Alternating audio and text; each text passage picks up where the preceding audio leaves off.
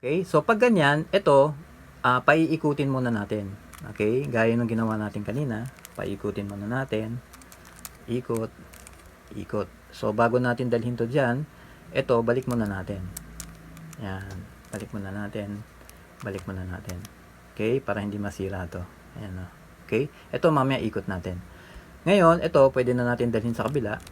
Yan, di ba? So tama na yung orientation niya.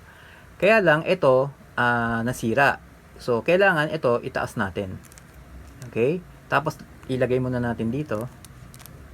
Okay? Pagkatapos, ito, ikot uli natin. Para pag ito, dinala na natin dito, pareho na yung strokes niya. Okay? Ayan o. Teka. Ayan. Pareho na yung strokes. Tapos, pag binaba nyo, ito naman, pareho na rin ang strokes. Iikot na lang natin yan. Yan. Okay na.